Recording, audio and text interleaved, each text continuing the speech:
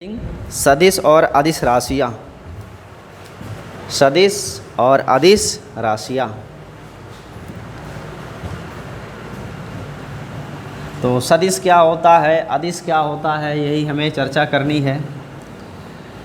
पिछले अध्याय में बहुत सारी राशियों को हमने पढ़ा है, जैसे कि वेग है, विस्थापन है, त्वरण है, चाल है, दूरी है, ये सब हमने पढ़ा है। उसमें से पूछा जाए कौन सदिश है और कौन अदिश है, उसका विभाजन कैसे करोगे, तो उसे समझते हैं। देखिए, जो भौतिक राशियाँ यहाँ पे हम पढ़ने वाले उसको कितने वर्गों में बांटेंगे भाई? जो भौतिक राशियाँ हैं उसको दो वर्गों में बांटेंगे। एक वर्ग कौन सा होगा? सदिश राशियों का, और एक वर्ग होगा अदिश का, अदिश राशि। सदिश को अंग्रेजी में बोलते हैं वेक्टर क्वांटिटीज़, ठीक है, और अदिश को बोलेंगे स्केलर क्वांटिटीज़। सदिश राशियाँ और अदिश राशियाँ। तो इस अध्याय में हमें भौतिक राशियों के कितने प्रकार पढ़ने हैं? दो, सदिश और अदिश। जो सदिश राशि होती है उसके अंदर क्या क्या मिलेगा हमें? परिमाण और दिशा। सदिश के अंदर क्या क्या मिलेगा? परिमाण और दिशा, दोनों होना जरूरी है, जबकि अदिश के अंदर केवल परिमाण का होना जरूरी है, दिशा का होना जरूरी नहीं है। जैसे उदाहरण के लिए अगर हम सदिश की बात करें तो मैं आपसे आपके घर की स्थिति पूछूं कि आपका घर कहाँ है, तो आप स्थिति बताओगे घर की? तो कैसे बताओगे, बोलो? आप बताओ आपका घर कहाँ है? हैं? सोनाटी है। इतना कह देने से क्या मैं सोनाटी पहुंच जाऊंगा? अब मुझे मान लो मैं तो यहीं का आदमी सोनाटी जानता हूं, तब तो मैं तो पहुँच ही जाऊंगा कि ऐसे बैदौला जाएंगे, बैदौला से मुड़ जाएंगे, बस पहुंच जाएंगे। लेकिन मान लो कोई ऐसा आदमी आ गया, विदेशी आ गया, मान लो ऑस्ट्रेलिया से कोई आ गया, अब उसको अपने घर का एड्रेस देना है जिससे वो आपके घर पहुँच जाए, तो कैसे बताओगे उसे? कहोगे सोनाटी रहते हैं, बस पहुँच जाएगा? जी, पहले तो बताना पड़ेगा किस ज़िले में रहते हो भारत के, उस ज़िले के अंदर कौन से तहसील में रहते हो, उस तहसील का कौन सा गांव है, और वो मेन सिटी डुमरियागंज से किस किस दिशा में पड़ता है। जब तक पूरा डायरेक्शन नहीं बताओगे वो आदमी आपके घर तक नहीं पहुंच पाएगा। यानी स्थिति का वर्णन करने के लिए सदा आपको दिशा का वर्णन करना ही होगा। बिना दिशा का वर्णन किए आप कभी भी स्थिति को परिभाषित नहीं कर पाओगे केवल परिमाण से। जैसे उदाहरण के लिए मैं बोल दूं कि मेरा घर यहाँ से 5 किलोमीटर दूर है, आ जाइए सभी लोग, तो सभी लोग मेरे घर पहुँच जाएंगे? कुछ लोग तो यहीं बाहर निकल के कंफ्यूज हो जाएंगे, उत्तर जाएं कि दक्षिण। ऐसे कोचिंग से बाहर निकले, वहाँ से 2 बे है ना, ये तो अब बस्ती की तरफ जो है तो इटवा की तरफ, तो पहले यहीं कंफ्यूज हो जाओगे कि सर जी का घर बस्ती की ओर है कि इटवा की ओर है। अब मान लो इटवा की ओर किसी तरीके से पता लग गया, फिर सहियापुर जाके कन्फ्यूजन हो जाएगा कि सहियापुर से मन्नीजोत वाले रोड पे जाएं कि धोबा वाले रोड पे जाएं कि इटवा वाले रोड पे जाएं। तब वहाँ भी बताना पड़ेगा नहीं इधर आओ पूरब दिशा में। अब पूरब दिशा में आने के बाद भी कितनी दूरी चलनी है? 4 किलोमीटर चलना है। फिर किस दिशा में जाना है कि 4 किलोमीटर केवल कह दें और आप पहुँच जाओगे? नहीं, फिर बताना पड़ेगा कि 4 किलोमीटर से आप उत्तर दिशा में आओगे, 200 मीटर तब मिलोगे मुझे। तो ये लोकेशन बताने के लिए आपको क्या करना पड़ेगा? परिमाण के साथ साथ दिशा भी बतानी होगी, ठीक है।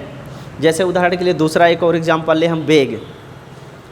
वेग अगर आपको बताना कि कोई कार इतने वेग से जा रही है तो कैसे बताओगे? कोई कार जा रही है तो उसकी अपनी एक दिशा होगी ना, पूरब में जा रही है, पश्चिम में जा रही है, 30 अंश पे जा रही है, 40 अंश पे जा रही है, कोई डायरेक्शन तो होगा ना। तो अगर मैं कहता हूँ कि कार जा रही है 40 किलोमीटर पर आवर की स्पीड से, तो 40 किलोमीटर पर आवर की स्पीड सिर्फ मैंने बोला तो आप ये नहीं समझ पाओगे कि कार किस दिशा में जा रही है। समझ रहे हो कि नहीं? केवल इतना समझ में आ गया कि उसकी स्पीड, चाल कितनी है, 40 की चाल है, 1 घंटे में वो 40 किलोमीटर चलती है, लेकिन किस दिशा में जा रही है कार, इसका आप कभी व्याख्या नहीं कर पाओगे। तो जब हम दिशा का प्रयोग कर लेंगे कि 40 की स्पीड से कार पूरब में जा रही है, पश्चिम में जा रही है, या 23.5 अंश पे जा रही है, तो दिशा और परिमाण दोनों हो जाएंगे। जहाँ दिशा और परिमाण होगा वो चाल नहीं, वो क्या बनेगा? वेग बनेगा। इसीलिए डिवाइड किया गया वेग और चाल को अलग अलग। तो जो सदिश होता है उसके अंदर कौन कौन सी राशि आपको मिलेंगी भाई? दिशा भी मिलेगा और परिमाण भी मिलेगा, और आवश्यक है दिशा का वर्णन करना। लेकिन अदिश में केवल परिमाण की ज़रूरत है, दिशा की ज़रूरत नहीं है। अगर आपने दिशा लगाया तो अर्थ का अनर्थ हो जाएगा। जैसे उदाहरण के लिए द्रव्यमान। द्रव्यमान कैसी राशि है? अदिश राशि है। अब उदाहरण के लिए आप समझो कि मान लो आप चले गए किसी किराना स्टोर पर और जा कर के वहाँ पे आपको लेना है चीनी, 4 किलो चीनी चाहिए। अब वहाँ किराना स्टोर पर जाकर क्या बोलोगे कि मुझे 4 किलो चीनी चाहिए, इतने बोलोगे ना? कि ऐसा बोलोगे कि मुझे 4 किलो चीनी 23.5 अंश के कोड पर चाहिए? ऐसा बोलोगे तो किराना स्टोर वाला भी कन्फ्यूजन में आ जाएगा और हंसेगा और कुछ नहीं कहेगा। समझ में आ रहा है कि नहीं? या दूसरा एग्जाम्पल समय का लें। समय है, समय भी अदिश राशि है। अगर आपने इसमें दिशा लगाया तो अनर्थ हो जाएगा। जैसे उदाहरण के लिए कोई लड़का भागा भागा स्कूल जा रहा है, रास्ते में पूछा कि कितना बज रहा है, आपने बता दिया 6 बज रहा है पूरब की ओर, तो वो पूरब की ओर का मतलब सोचने लगेगा पूरब की ओर क्या बज रहा है, वो इधर मतलब डायरेक्शन बदल लेगा। अगर आपने वहाँ लगा दिया समय के साथ दिशा तो वो अचंभित हो जाएगा। तो बहुत सी राशियाँ जिसमें दिशा का उपयोग नहीं करना चाहिए और बहुत सी राशियाँ जिनमें दिशा का उपयोग करना ही पड़ेगा। तो ऐसी राशियों के आधार पे ही डिवाइड किया गया है सदिश और अदिश। तो सदिश में क्या क्या रहेगा भाई? दिशा भी रहेगी और परिमाण भी रहेगा, दोनों रहेंगे तब ये बनेगा सदिश। और अदिश में क्या होगा? केवल परिमाण, इसमें दिशा की आवश्यकता नहीं है। ठीक है। अब जहाँ पे दिशा और परिमाण ज़रूरत पड़ेगी तो वहाँ दिशा के लिए तो कोई वेक्टर यूज़ करना पड़ेगा ना। दिशा व्यक्त करने के लिए जिस सदिश का उपयोग करते हैं उसे कहते हैं एकांक सदिश, और जो परिमाण होगा उसे कहेंगे आंकिक मान। क्या कहा जाएगा? आंकिक मान। तो एक सदिश के अंदर हमें क्या क्या मिला भाई? सदिश के अंदर मिलेगा उसका परिमाण और साथ साथ मिलेगा हमें एकांक सदिश। जब दोनों रहेंगे तब बनेगा आपका एक निश्चित सदिश राशि। ठीक है। यानी वेक्टर बराबर लिखा जाएगा मैग्नीट्यूड इनटू यूनिट वेक्टर। ये सदिश का निरूपण करने का तरीका है। और अदिशों में केवल परिमाण यूज़ करोगे। अब कुछ उदाहरण हो जाए, जैसे अदिश के उदाहरण में क्या क्या ले सकते हैं? द्रव्यमान है, समय है, ताप है, घनत्व है, ऊर्जा है, चाल है, दूरी है। ऐसे और भी बहुत सारी राशियां हैं जिनके अंदर दिशा की आवश्यकता नहीं होती। आयतन भी है, बहुत सारी चीज़ें हैं।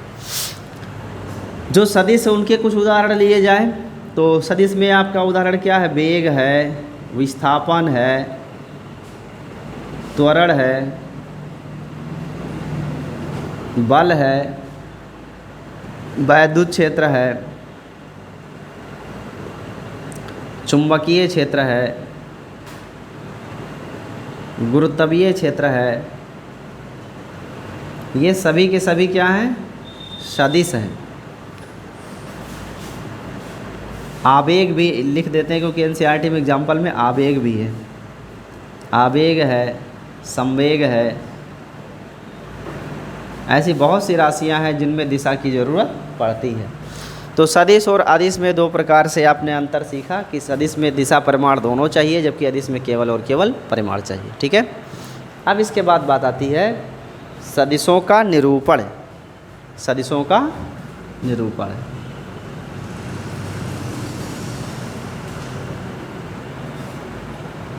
यानी सदिश को निरूपित कैसे करते हैं? Representation of vectors. तो सदिशों को निरूपित करने के लिए क्या किया जाता है जी? तीर का उपयोग करते हैं। किसका उपयोग करते हैं? तीर का प्रयोग। हिंदी में संस्कृत शब्द इसका बाण है, बाण। तीर का प्रयोग करते हैं। और जो तीर होती है, इस तीर की जो नोक होती है, नोक, इसे बाणाग्र कहते हैं। क्या कहते हैं? बाणाग्र। और ये बाणाग्र ही क्या बताएगा? दिशा। जो इस सदिश की लंबाई होगी, इस तीर की जो लंबाई है, वो लंबाई किसको व्यक्त करेगी? परिमाण को। सदिश के परिमाण को व्यक्त करता है। तो एक सदिश राशि को निरूपित करने के लिए बाण का तीर का प्रयोग करते हैं। तीर की नोक हमेशा सदिश की दिशा को व्यक्त करेगी, और जो लंबाई है वो उसके परिमाण को व्यक्त करती है। लेकिन जब भी इसे ग्राफ पेपर पर प्लॉट करोगे तो एक पैमाना मान के चलते हैं, ठीक है। इसमें पैमाना आवश्यक होता है। जैसे मान लो हमें दूरी को रिप्रेजेंट करना है, तो दूरी को रिप्रेजेंट करने के लिए आपको 20 किलोमीटर की दूरी दी गई कि 20 किलोमीटर विस्थापन हुआ है, तो इसे दर्शाओ ग्राफ पर। तो 20 किलोमीटर का लंबा कापी तो मिलेगा नहीं ना, कि ग्राफ पेपर आता है कोई 20 किलोमीटर वाला, उस पर ट्रैक्टर से लाइन खींचोगे, 20 किलोमीटर लंबी लाइन कैसे खींचेंगे? क्या उस पर खींच सकते हैं हम? नहीं ना खींच सकते। तो पैमाना मान लेंगे कि 1 सेंटीमीटर बराबर 5 किलोमीटर, बस 4 सेंटीमीटर में 20 किलोमीटर सिमट जाएगा, समझेंगे नहीं?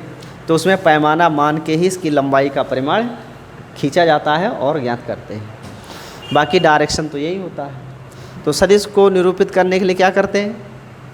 बाड़ाग्र का प्रयोग करते हैं, और ये डायरेक्शन के लिए, और लंबाई या परिमाण को व्यक्त करती है। प्रयोग किसका करते हैं? तीर का। जैसे बल है, एग्जाम्पल के लिए मान लो बल है, तो बल के ऊपर ऐसे क्या लगा देंगे?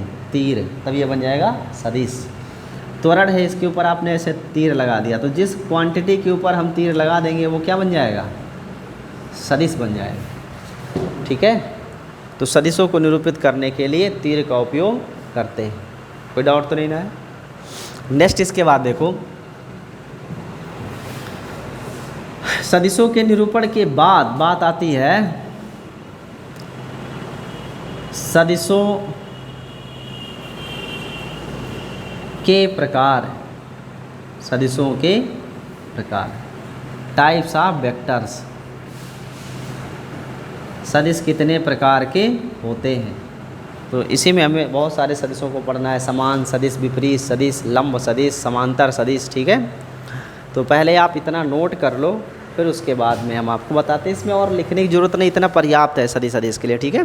इतना ही डाटा आप लिख लो, फिर इसके आगे बताते हैं आप। सदिशों के प्रकार में लिखिए पहला नंबर 1, पहली हेडिंग समान सदिश। समान सदिश लिखो। ऐसे दो सदिश जिनके परिमाण और दिशाएं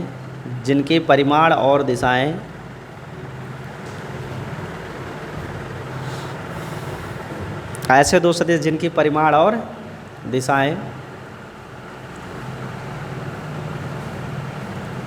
समान हो,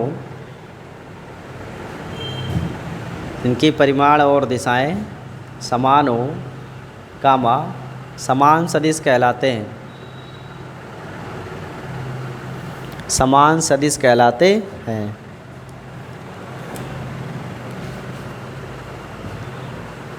परिमाण और दिशाएं समान और समान सदिश कहलाते हैं। तो समान सदिश में जो परिमाण है वो क्या होगा जी? परिमाण होगा बराबर। अगर पहला वाला सदिश का परिमाण 5 यूनिट है तो दूसरे वाले सदिश का भी कितना आना चाहिए? 5 यूनिट आना चाहिए। और दिशा क्या होनी चाहिए? समान। यानी अगर पहला सदिश पूरब में है तो दूसरा सदिश भी पूरब दिशा में ही खिंचा हुआ होना चाहिए। तो ऐसे सदिशों को क्या कहेंगे हम? समान सदिश। जैसे यहाँ पे हमने एक खींचा वेक्टर ए, और ठीक ऐसे ही एक और वेक्टर खींचा गया वेक्टर बी। अब देखो दोनों की लंबाइयाँ क्या हैं? बराबर हैं। इसका मतलब परिमाण क्या हुआ? बराबर। दोनों की दिशाएं क्या हैं? समान। तो ये ए और बी दोनों कैसे सदिश हो गए? समान सदिश। तो इन्हें लिखा जाएगा वेक्टर ए बराबर वेक्टर बी। नोट किया जाए। समान सदिश, परिमाण बराबर, दिशा समान, तो वो सदिश होगा समान सदिश। सो ए बराबर बी।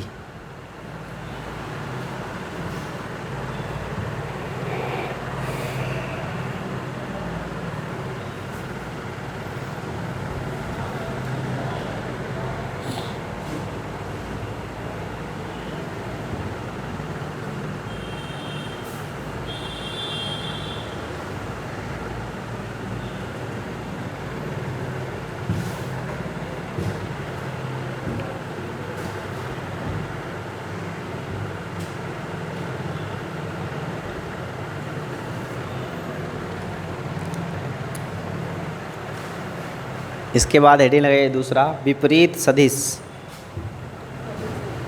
दूसरा हेडिंग विपरीत सदिश।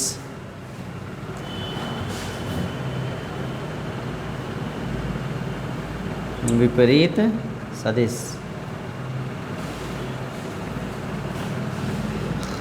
तो विपरीत सदिश की क्या परिभाषा होगी? देखो परिभाषा ढेर सारा लंबा चौड़ा मत लिखो, सिर्फ गुण लिखो इसके, ठीक है। विपरीत सदिश में परिमाण क्या होगा? परिमाण होगा बराबर, ठीक है, लेकिन दिशा क्या होगी? विपरीत होगी, दिशा होगी विपरीत। जैसे इन्हीं दोनों को लो, जैसे ए और बी है, अभी तो समान दिशा में है ना, बस मैंने क्या करना है कि जो ए दिशा यहाँ है इस दिशा को इधर कर देना है। तो आप देखो ए और बी के परिमाण क्या हैं? बराबर हैं, लेकिन दिशाएं क्या हैं? विपरीत है, तो इन्हें कहते हैं विपरीत सदिश। तो जो वेक्टर ए है वो तो पॉजिटिव डायरेक्शन में होगा और बी किस डायरेक्शन में होगा? नेगेटिव में। तो हमें यहाँ लिखना होगा नेगेटिव बी, यानी आप चित्र में यही बना लो, यही एग्जाम्पल, ठीक है। ऐसे वेक्टर ए बराबर माइनस वेक्टर बी, तो जो विपरीत होता है उसको दर्शाने के लिए ऋण चिन्ह का प्रयोग किया जाता है सदिश निरूपण में।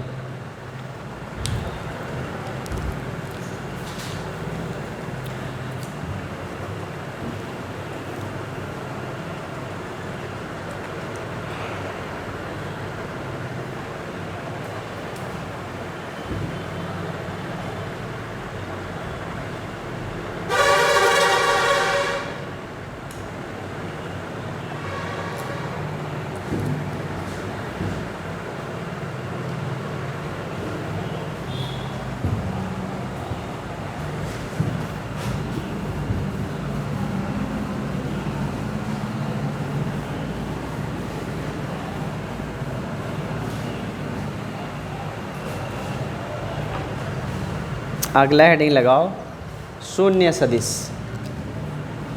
तीसरा शून्य सदिश, नल वेक्टर।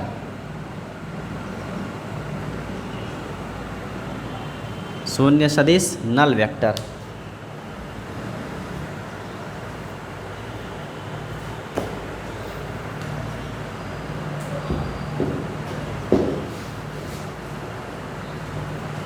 शून्य सदिश नाम से ये स्पष्ट है, इसका परिमाण क्या होगा?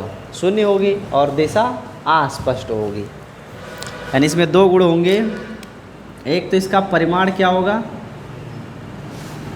परिमाण होगा शून्य और दिशा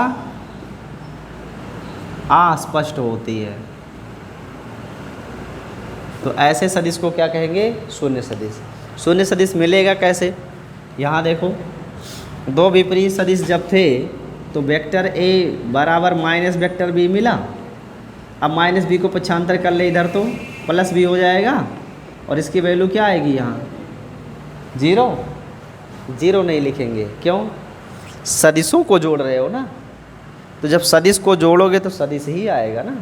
तो यहाँ पे लिखते हैं जीरो के ऊपर वेक्टर है, और इसी जीरो को क्या कहते हैं? शून्य सदिश कहते हैं। इसे कहा जाता है शून्य सदिश। या दूसरा उदाहरण आपने पहले लिखा था बराबर या समान सदिश, तो वेक्टर ए बराबर वेक्टर बी। अब पक्षांतर करें तो vector a minus vector b, इधर क्या बचेगा राइट साइड में? कुछ नहीं।